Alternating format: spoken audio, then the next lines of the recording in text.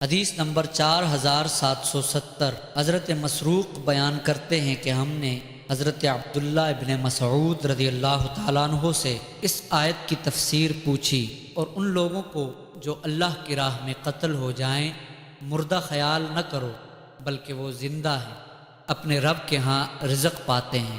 حضرت عبداللہ بن مسعود رضی اللہ تعالیٰ عنہ نے فرمایا، ہم نے بھی اس کی تفسیر رسول اکرم صلی اللہ علیہ وسلم سے پوچھی تھی، تو آپ نے فرمایا، ان شہداء کی ارواح سبز پرندوں کے پیٹ میں رہتی ہیں، ان کے لیے عرش میں قندیلیں لٹکی ہوئی ہیں، وہ جنت میں جہاں چاہیں چرتی پھرتی ہیں، پھر ان قندیلوں کی طرف لوٹ آتی ہیں۔ ان کا رب ان کی طرف مطلع ہو کر فرماتا ہے، تمہیں کسی چیز کی خواہش ہے؟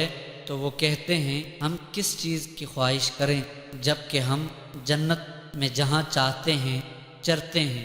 اللہ تعالیٰ ان سے 3 بار یہ بات دریافت فرماتا ہے۔ جب وہ دیکھتے ہیں کہ ان کو سوال کے بغیر چھوڑا نہیں جا رہا، تو وہ عرض کرتے ہیں، اے رب، ہم چاہتے ہیں کہ تو ہماری روحوں کو ہمارے جسموں میں لوٹا دے، تاکہ ہم دوبارہ تیرے راستے میں شہید ہو جائیں۔ جب اللہ تعالیٰ ان کی طرف دیکھتا ہے کہ ان کو کوئی حاجت نہیں، تو ان کو چھوڑ دیا جاتا ہے۔